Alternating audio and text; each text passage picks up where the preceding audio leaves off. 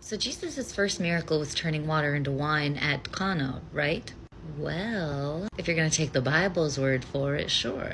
But in the Quran, Jesus' first miracle is speaking at his own birth. Babies can't speak, Ilyan. Water doesn't turn to wine either. So let's engage with a little willed suspension of disbelief and go with it for a second. Because remember, Jesus was the Word. And I think there's some significance to the fact that in the Quran, he comes into the world speaking.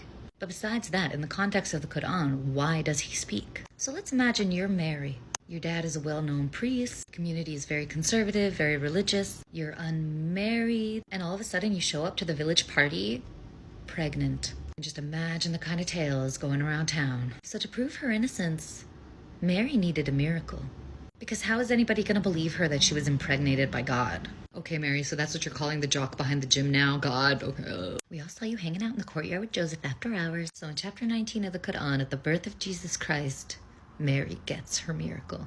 Now, there's a lot of interesting symbolism in the story of birth of Christ in the Quran. I'm not going to get into it now, but you know where to tell me if you want me to talk about it in another video. But basically, Mary goes and hides in a chamber that is facing east, as in she's facing the rise of the sun.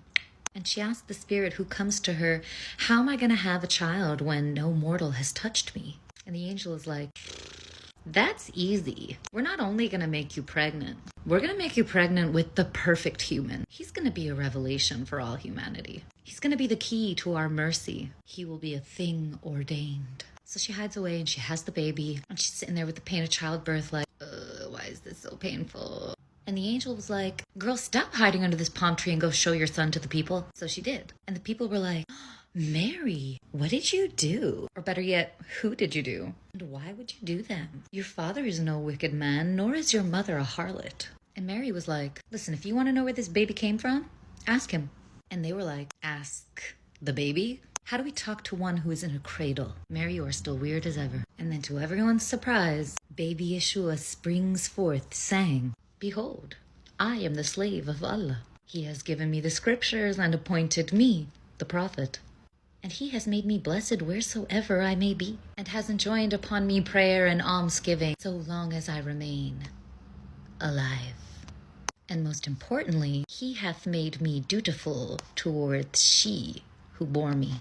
Now there's a lot to say about this. And like I said, there's a lot of symbolism in this passage that I'm just kind of scraping over. But what do you think? Does the fact that baby Jesus speaks in the Quran have any bearing on the fact that Jesus is the Word? And what does it say about Christianity and Islam, I guess? That there's no justification of Mary's chastity in the Bible. And also, should we talk about more stuff from the Quran?